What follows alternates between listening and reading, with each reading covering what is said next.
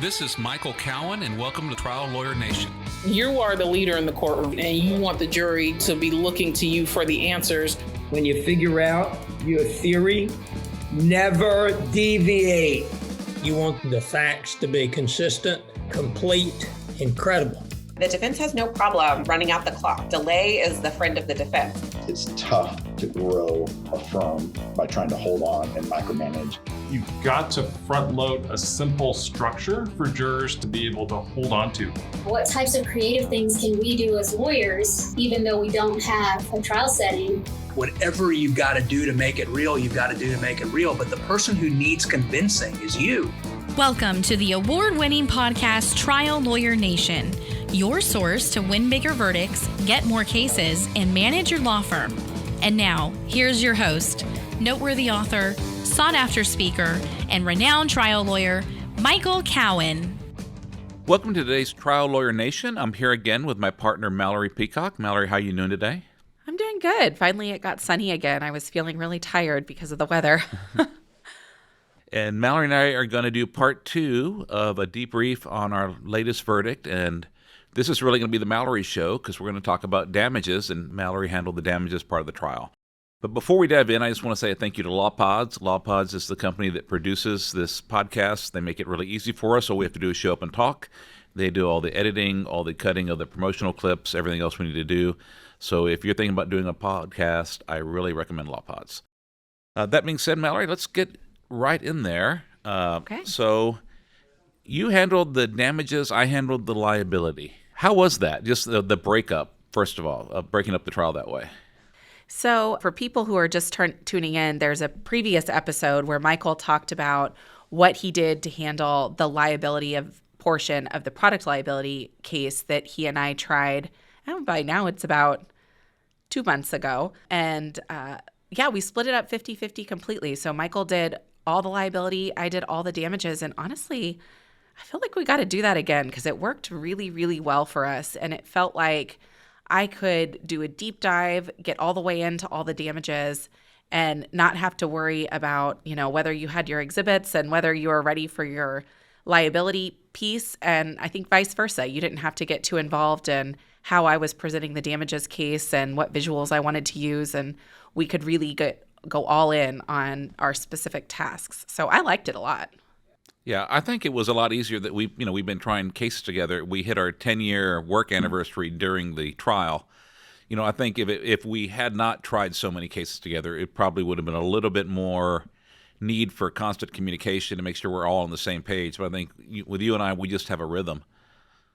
Yeah, I think that's right. I mean, not to say that we weren't in constant communication. I mean, we would debrief every night, kind of go through what the next day was going to look like. But it was actually very general what we talked about. Were there any strategy decisions generally or overall that needed to be made? Not so much the nitty gritty, like what exhibits are you going to use tomorrow? Or how are you going to play your video of X? Or anything like that. It was more just, here's my strategy for tomorrow. Any thoughts or comments or anything like that?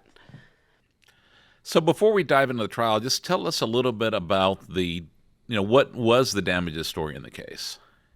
So the damages in the case were pretty catastrophic. So that made it a little bit of an easier case to try than some of the other cases that we've tried in the past. They're catastrophic and they were obvious. So our client's foot was crushed between the forklift and a racking system in a warehouse.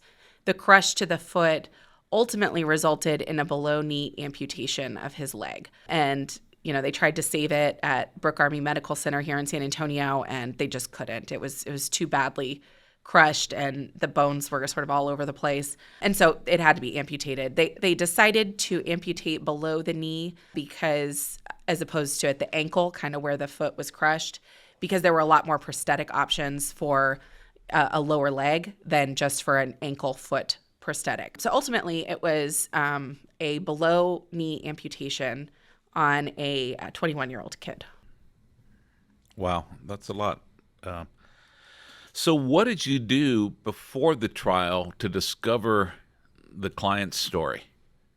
So this was a relationship that was formed with this client over the course of 5 years. It took us a long time to get to trial.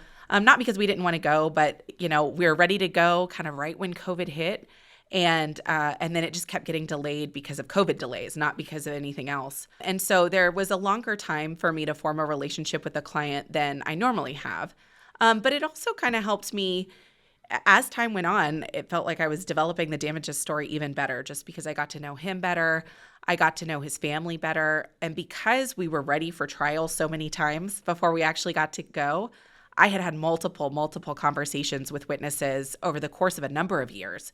So I saw how his damages developed from the beginning and how his life changed kind of throughout the course of those 5 years because we were ready so many times and it had to get bumped. But, if that wasn't the case, right? So if it was needed to be ready on the first try, the things that we did before that were we spent a whole day with the client. That was really important. We actually hired Pat Montes in this case to come in and do some psychodrama work with the client, which was important because we had a client that was really hesitant to talk about his limitations, especially in front of other people. He was a really proud guy, and he was really proud of the work that he did to overcome some really dark periods in his life. And so it was hard for him to talk about kind of the bad parts because he was trying so hard to move forward and not focus on the times that he felt, extreme depression and things like that. So we had actually spent a day with Pat and a couple family members. This was a couple of years ago before the trial. But that helped me because it gave me a framework for what are kind of all of the areas of our client's life that we needed to address and what witnesses were available to address that. Pat Montes is such a secret weapon. I mean, there Yeah. are so many trials where you have like really big verdicts and you find out later that Pat Montes was involved in doing the prep. She is so awesome.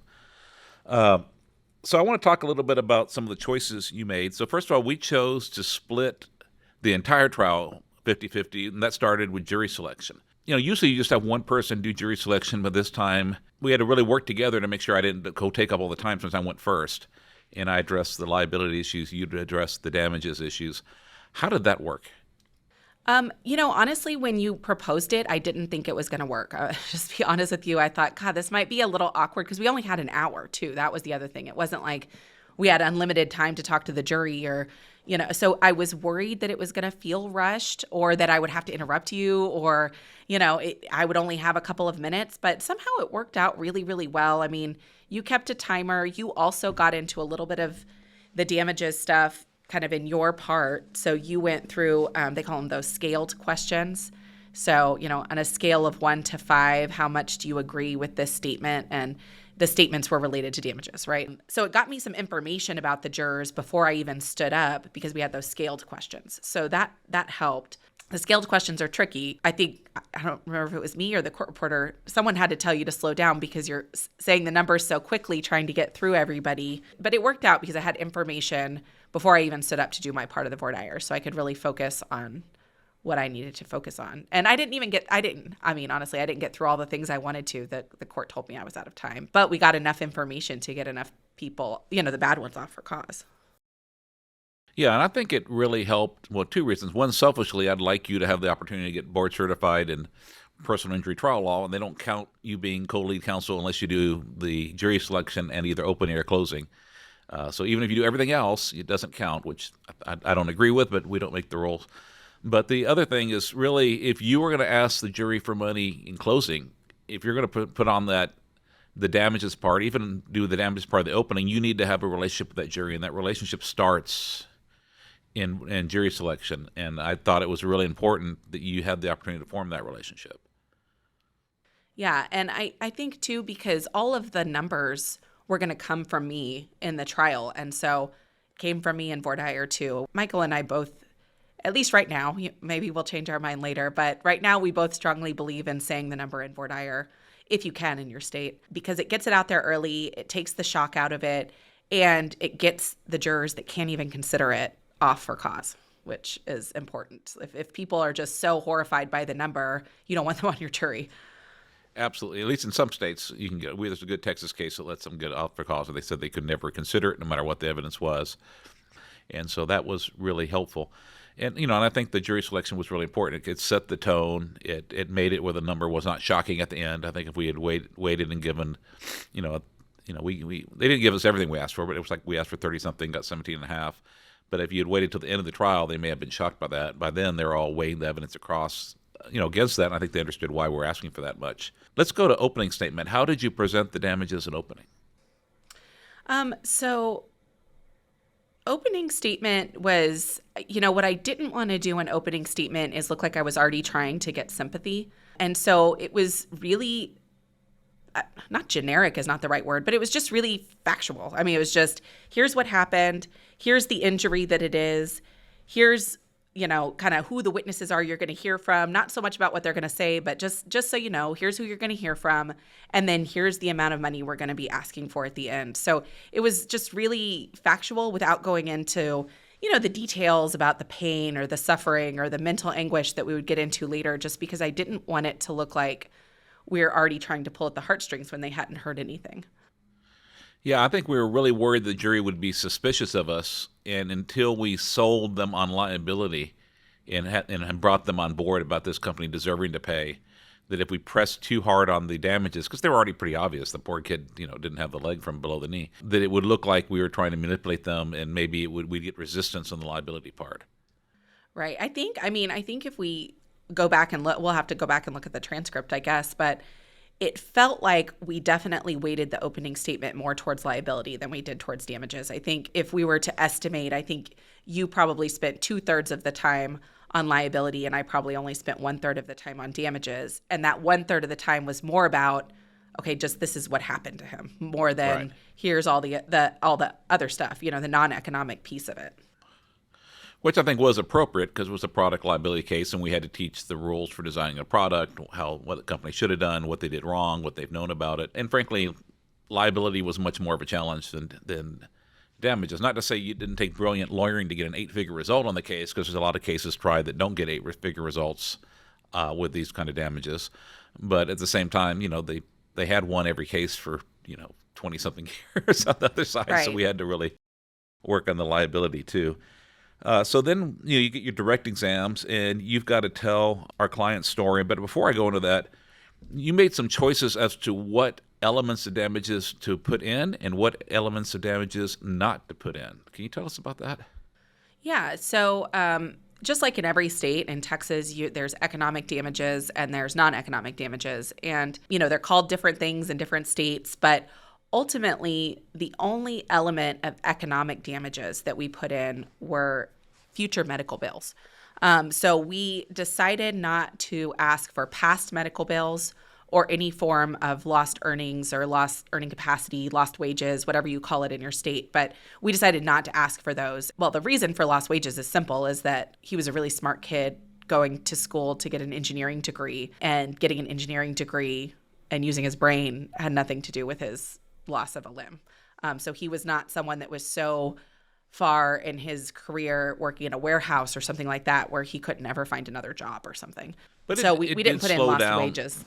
It Go did ahead. slow down his education. He still hasn't graduated at the age of 26. I mean, we could have proven up, $150,000 in lost wages and, a few $100,000 in past medical bills. Why didn't you want to Right. put those in there? So there's a concept that's called anchoring, which is, when you mention low numbers, jurors think about low numbers. And when you mention high numbers, they think of high numbers. And so you have to be careful if you're talking about $1 here, $1 there, $100 here, $100 there, if you're asking for millions and millions of dollars. The other thing is that medical bills are easier for jurors to fight over than non-economic damages.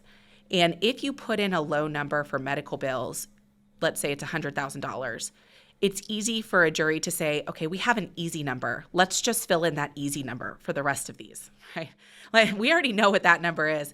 Let's just put $100,000 in for the rest of these and be done with it. And that would not have been a fair verdict. That would not have been fair to our client to get $100,000 for disfigurement or pain or mental anguish or any of those other things, because those were the bigger damages in the case. The medical bills weren't very big. They were paid by workers' compensation, which pays doctors almost nothing to treat people. A lot of doctors, can't just have a workers' comp clinic because they pay nothing. So So that was the reason. It was because we didn't want the jurors to be thinking about really low numbers. Your strategy really worked because, you used a 7-figure number for the economics, and we got a 7-figure number for every element of non-economics. You could really see the effect. Right. Yeah, that's absolutely true. So there wasn't anything that was in the hundreds of thousands of dollars for any blank on the jury charge. Yeah, I think that there's a lot to it, and it's not a law school exam. So just because you can put in, evidence of loss of earning capacity, and you can put in evidence of past medical bills, it doesn't mean it's in the client's best interest to do it.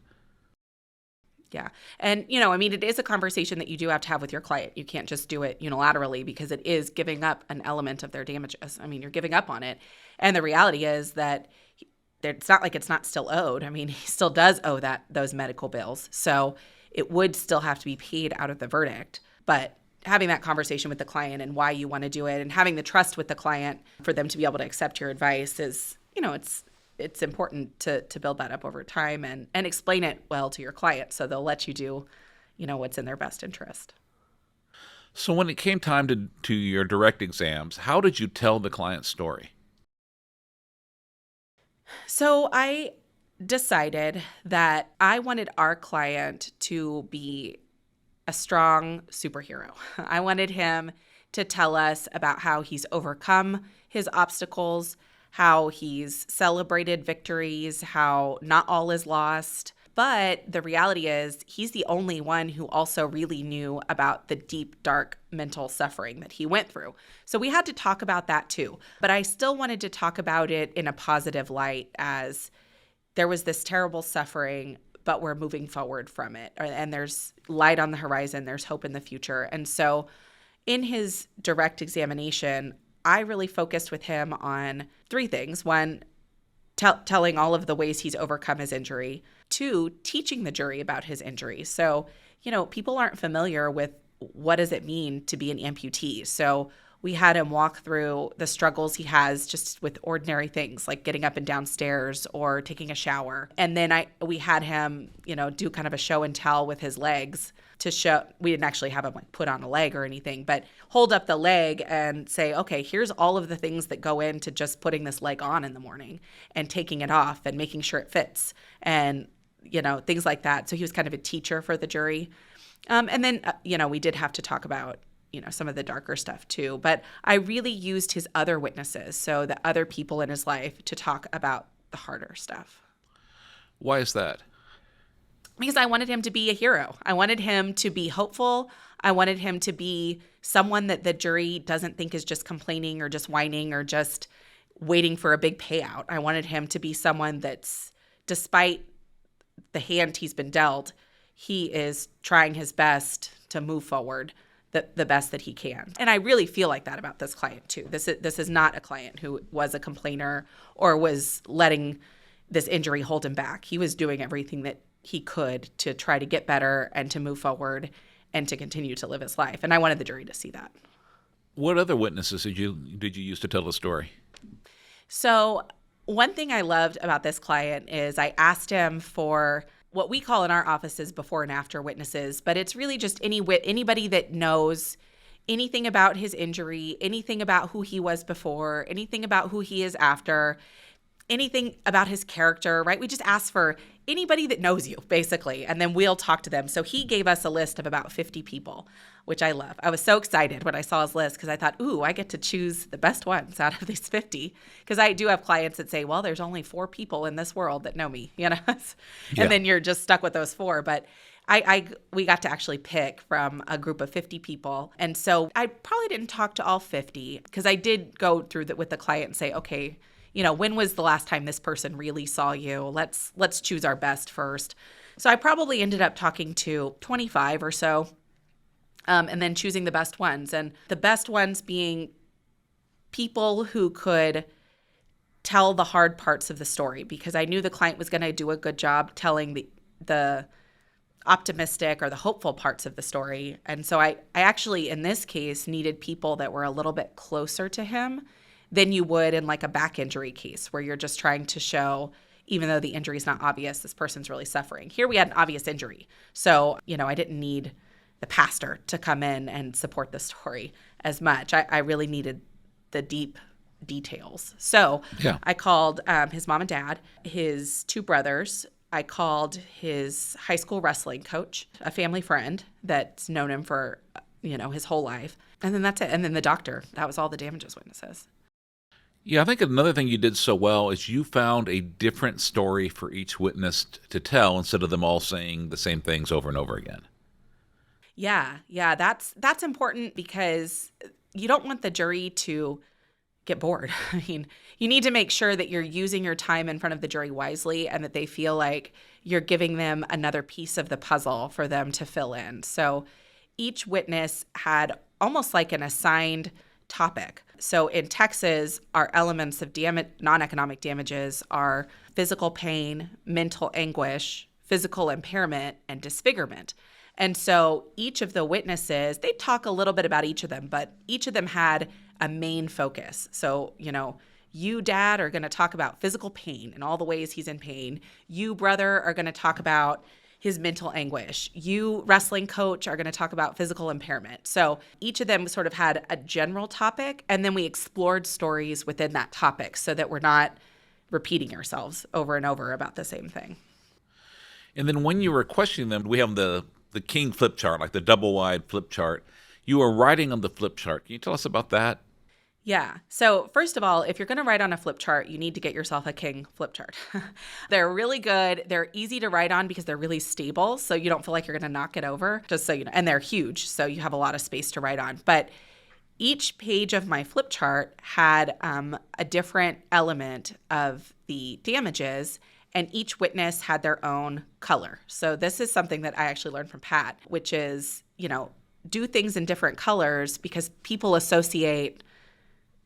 It creates an association in your mind. There's some psychology behind it, but there's some psychology behind, okay, if mom is pink, everything that's pink is mom. And so then, when they're going back and remembering, okay, the pink words were this, okay, that was mom. Okay, this, because they don't get to take my demonstrative writing back with them.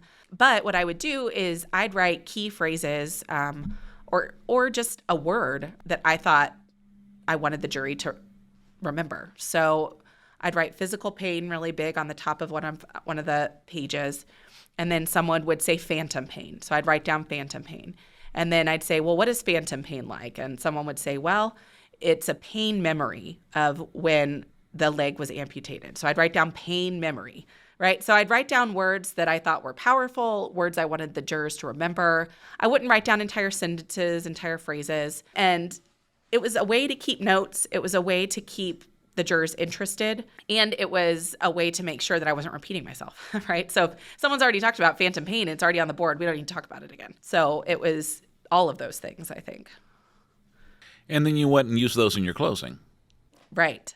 So I actually didn't initially have the plan for that until it came together so nicely. So I got just some really great phrases and words from the witnesses that were really powerful that I wanted to repeat in closing. But I wanted to show the jury that they aren't my words. They're the words of the witnesses. And the reason for that, again, is because they think we're all playing lawyer tricks on them, that we're just trying to get sympathy, that this is just lawyers saying whatever to get us to do something. And what I wanted my words to be in closing were the words that people actually said in testimony during the trial. So I was able to pull back up those sheets and say, I can't, or I'm not good enough. And those were the words that the client actually said.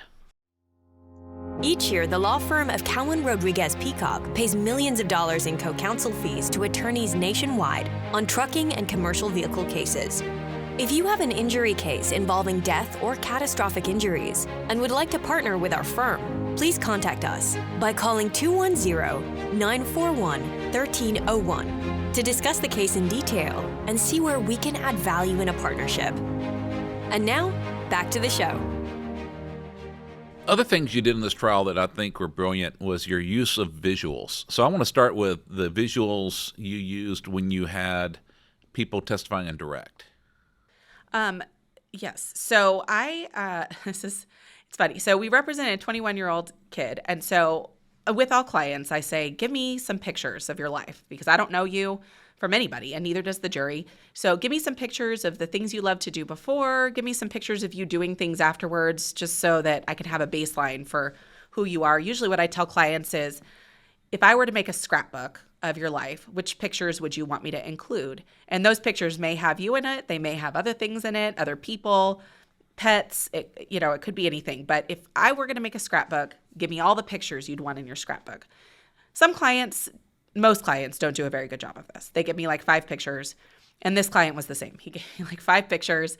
And so then I called his parents and said, I really need these pictures because I need to be able to show who this young man was before. And so, of course, mom had a million pictures of him. So she sent me a bunch of pictures of him before and then a bunch of pictures of him after. But I wanted there to be more than just pictures. And I wasn't quite sure how to do it because what I didn't want to do is have them create videos or create content or do something just for the litigation because I felt like the jury would be able to tell. Like the day in the life videos are really great for a client who can't speak for themselves, but I don't think they work as well for clients that can get on the stand and talk, So I didn't want it to look crafted by me. So I was talking to my paralegal about it and she said, you know what? I think he has a TikTok.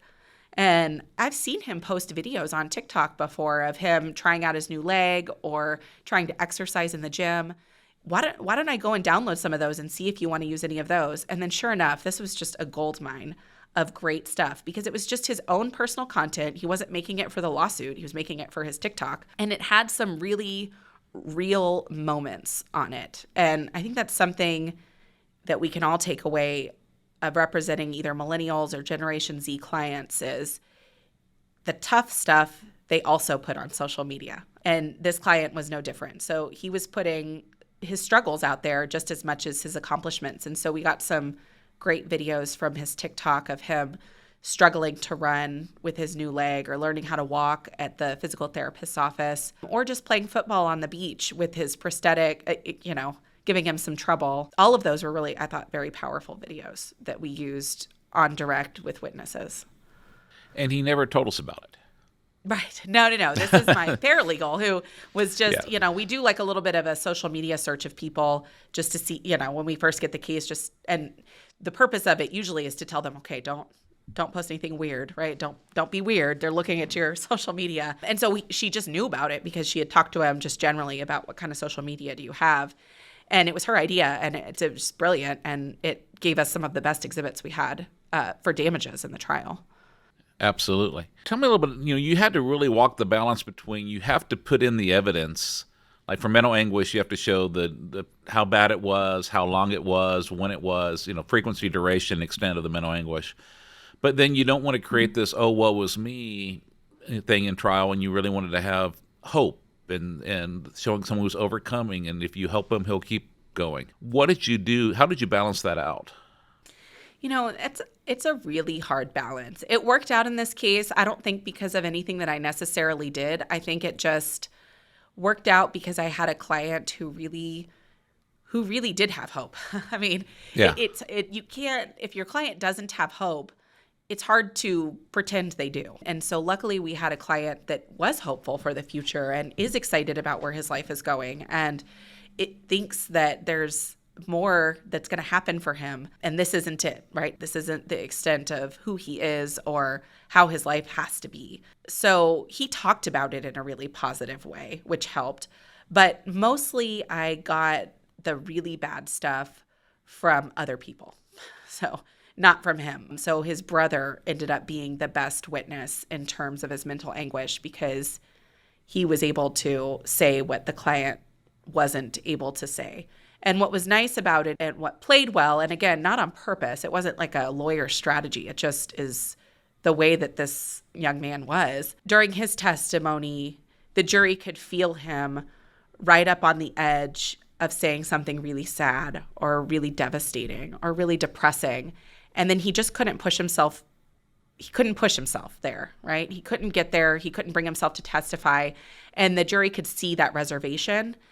And then we could bring in the brother and say, hey, Christopher had a hard time talking about this, but we need you to be his voice here. So tell us the truth of it.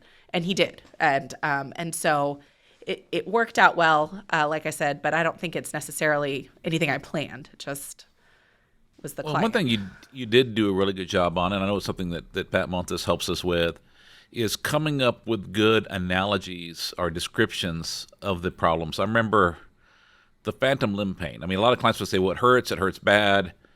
And what did he say? It says it hurt like it's getting crushed all over again, like my foot's being crushed between two cars. There was something like really graphic, really descriptive. Like I feel like my foot is being crushed between two cars, but it's not there, so there's nothing I can do about it. And just I know you have to spend, like, it's real, but to have someone come up with how to put it into words that other people can understand, so that his words paint a picture in the jury's mind. I think that work you did was so important. Yeah, and I think that's work that you can't do one-on-one with a client. It's work that requires another sounding board or two. That's why Pat Montes always says, bring other people. Don't just bring your client. Bring other people in their life, because they know how your client really talks. I mean, they know what resonates with them. So I can give people examples of all day of what other clients have said about their pain, of what they've said about their limitations. But if it's not in their own voice, it doesn't resonate, And so the work that we did with Christopher, this was not with Pat, but this was before trial with Christopher and his dad specifically, helped identify and describe the injuries the best. But we prepared that. I mean, that wasn't something I just asked him on the stand without ever having asked him before, I mean, it was something that we had talked about in advance. I had him think about it. I had him think about all the different ways that we could describe it, what made the most sense. I mean, it was work to get there. Something else I think that you did that was key to getting the verdict was saying no to some witnesses who wanted to testify. Mm-hmm. And when we might not want to name names, because we do have a client in the family who might get mad at us. But can you tell me the logic between, you could have called other people. We had other people asking to testify. We actually were meeting with them. They were originally on our list. Tell us a little bit about that. Yeah, I mean, fortunately for this client, he has a huge support system.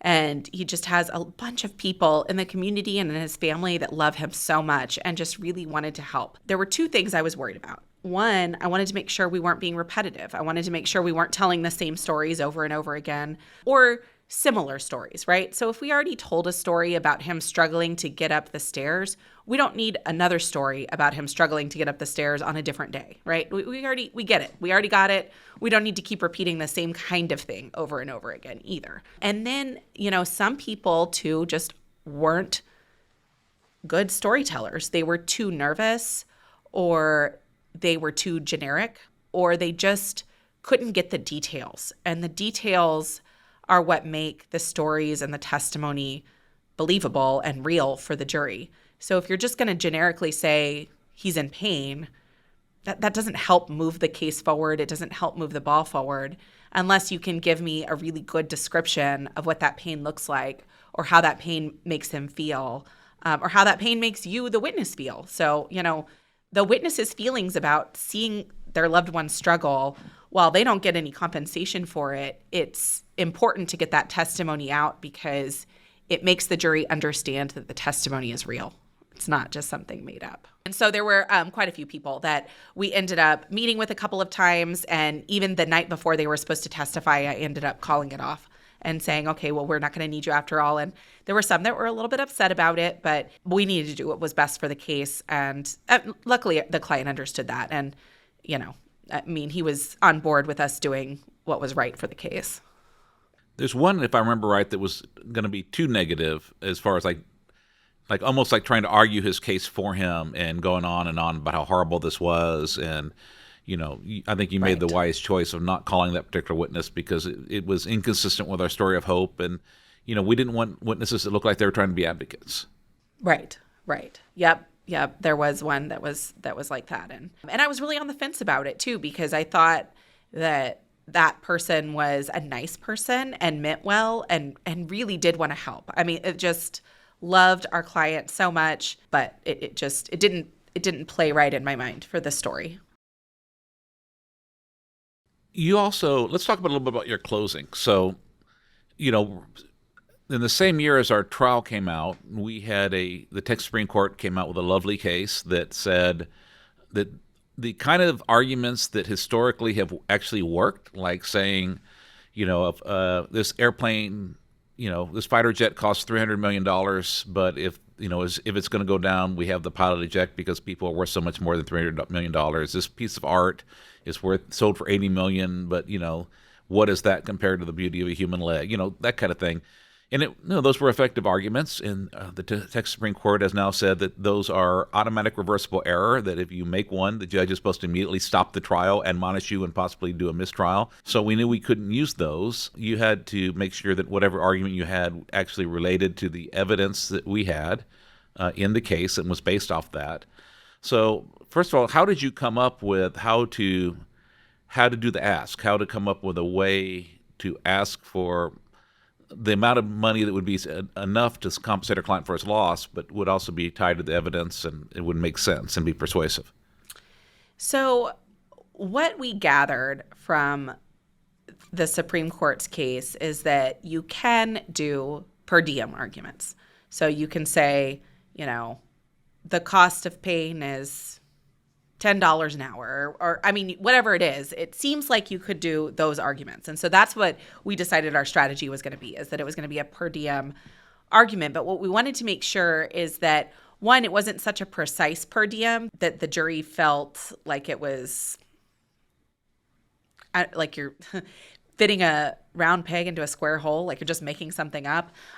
So ours was it was precise in that it was still a per diem, but it was more about what we would have to pay someone to go through what our client went through. So it's a technique that people have used before. So it's not my technique or anything. I think it's Is it Rick Friedman, Michael? I'm pretty sure that's who it is. Even before Rick Friedman, there's the old Jim Purdue book. The one ad is what you did. Right. You had to put a one ad for someone to go through that. What would it have to pay? Right. And it's been around for a long time, but it worked. Yeah. So it was as simple as that. It was, if Heist or Yale, who was the defendant, were to place an ad in the newspaper and say wanted, person, 21-year-old kid, no younger, no older, to come and have their foot crushed in a really, really painful way, then to later be amputated and you to never get your foot back, and you have to live the rest of your life, all the rest of those 54 years as a disabled amputee, how much money would they have to pay so that someone would answer that ad and say, okay, that's fair compensation for that? And we had already talked about compensation a little bit in voir dire, a little bit in opening. So the idea of compensation was already out there. But talking about it in that way, that we really talked about that mostly in closing. And then what I ended up calculating is, there were, I guess it was 6 years in the past that, he had, and then 54 years that he had to live in the future. And so I had suggested $1 million a year in the past for each item of damages, and $100,000 per year in the future for each item of damages, because over time it gets a little bit easier. It's never going to be easy. It's never going to be what it was before, which is why you should be compensated. But it's not what you went through in the past either. And so that's what I did. I also, we talked about anchoring a little bit earlier. I made sure that I was still anchoring high. So even though I said $100,000 per year for 54 years, it's still $5,400,000. But I also talked about the number of seconds that is, the number of minutes that is, so that we were talking about billions of seconds, millions of minutes, so that we were still talking about really big numbers as opposed to talking about just years. We didn't just, even though we did a per diem in terms of years, we didn't only talk about the number of years. We talked about days, minutes, seconds too. Then when you were arguing each element of damages, you used some really nice visual aids. One, you went back to your notes that you took. Why did you do that? Well, I really wanted to make sure that the jury didn't feel like I was just making lawyer arguments. I wanted them to feel like what I was telling them was just the evidence that they heard. I was just repeating evidence that they heard. It wasn't just lawyer stuff. So I chose phrases from those big flip charts that the witnesses actually said, and I showed the flip charts in my closing to prove to the jury that that's what they said. They saw me write it down. This was from what you guys all witnessed here. And then I had a couple of little visuals. So I took all the pictures that we used, all the videos that we used, and made basically little collages of his life before, his life kind of in the last 6 years, and then what his life could look like in the future. Like what do we hope for him? And we ended on a note of hope, which was we wanted to make sure that the jury thought that by giving him money, we're giving him a better life, and a better life because he's gone through something really terrible. So what we didn't want is for it to look like he's just sitting around waiting for a big payday, which he wasn't. I mean, he's not. And I think we were successful in portraying that. I think the other thing you did nicely, I think sometimes we call them Gumby boards, but can you describe kind of the silhouette figures that you did? Yeah, this is a really basic, it's real basic, but I think it's really powerful because it's so basic. And it's something that we learned from Rodney Jew, but it's these little silhouette images of things people do in their ordinary lives that are hard or impossible for your client now. And hard meaning you can do them with pain or it just takes you a long time, and impossible meaning they're just not possible. So I got little images of someone walking upstairs or someone in a wheelchair, because our client had to use a wheelchair sometimes, and crutches sometimes. I got one of someone kneeling down. He testified that he can't kneel anymore because of where the prosthetic sits on his knee. We got an image of someone running. So there were different little images, and they were all on one board. And what you want to do is you want to make it look like a lot of things, right? So you need to fill up the board with all of these little silhouettes of limitations. And it's our physical impairment board. Here's the impairments that this person has, and it needs to be full. If it's only two things, I mean, you don't make the board. It needs to be full of a bunch of things that, he has problems with. And it's just another visual way to communicate what you're saying orally. But you want to make sure everything you're communicating is both visual and oral. People learn in different ways. So how did it feel at the very end? We've been trying cases together for a long time. You argue the case, you do the ask for an 8-figure verdict. The jury comes back with an 8-figure verdict. How did that feel? I'm going to be honest to our podcast listeners, because I think that's the right move here. I won't say I felt disappointed, but I felt a little bit disappointed. I really believed in my heart that our client deserved $38 million, or I wouldn't have asked for it. I was completely convinced that's what he deserved. And I was convinced that he didn't deserve a penny less than $38 million. And so when it was less than $38 million, there was a fleeting moment of feeling disappointed a little bit, because I had lived this case. I had convinced myself that this was right and this was what justice looked like, and anything less wasn't justice. And then I let it sink in after an hour or two, and I started to feel a lot better about it and thought, this is still okay. This is still right. This is still good. This is still a great result for him. This will still help him get the medical care he needs. This will still help compensate for the loss that he suffered. So this isn't bad. But if I'm being honest with the podcast fans, there was a fleeting moment for me of disappointment. Thank you for telling the truth on that. Most trial lawyers just want to brag about how great they are. And when you do love your client, it does hurt to not get every little penny, even though, it beat the heck out of the $50,000 they offered him. Right.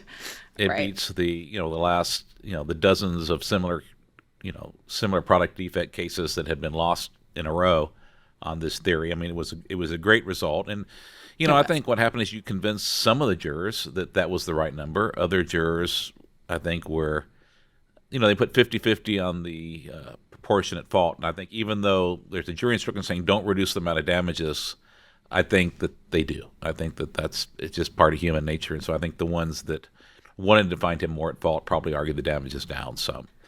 Right. But, it worked out. It was a great result. I'm so proud of you. I'm so happy that I got to try the case with you, and I'm really looking forward to trying the next one with you. Yeah, me too. Hopefully we have some coming up at the beginning of next year, unless they, people get scared and settle too. So Yep. Either way, it's fine. As long as one way our client makes a bunch of money, the other way we get to go try a case. Either way is fine. So that being said, thank you all for joining us today on Trial Lawyer Nation. Just a reminder, my book, Big Rig Justice, is out. You can get it from trialguides.com. I put 5 years of my life into it. I'm really proud of it. I encourage you all to not only read it, but to go on there and give it a 5-star review so that I look good with Trial Guides. That's just my personal favor I'm asking you for. So thank you all very much, and join us next time on Trial Lawyer Nation. Thank you for joining us on Trial Lawyer Nation. I hope you enjoyed our show. If you'd like to receive updates, insider information, and more from Trial Lawyer Nation, sign up for our mailing list at triallawyernation.com. You can also visit our episodes page on the website for show notes and direct links to any resources in this or any past episode. To help more attorneys find our podcast, please like, share, and subscribe to our podcast on any of our social media outlets. If you'd like access to exclusive, plaintiff lawyer-only content and live monthly discussions with me, send a request to join the Trial Lawyer Nation Insider Circle Facebook group. Thanks again for tuning in. I look forward to having you with us next time on Trial Lawyer Nation. Each year, the law firm of Cowen Rodriguez Peacock pays millions of dollars in co-counsel fees to attorneys nationwide on trucking and commercial vehicle cases. If you have an injury case involving death or catastrophic injuries and would like to partner with our firm, please contact us by calling 210-941-1301 to discuss the case in detail and see where we can add value in a partnership. This podcast has been hosted by Michael Cowen and is not intended to, nor does it create the attorney-client privilege between our host, guest, and any listener for any reason. Content from the podcast is not to be interpreted as legal advice. All thoughts and opinions expressed herein are only those from which they came.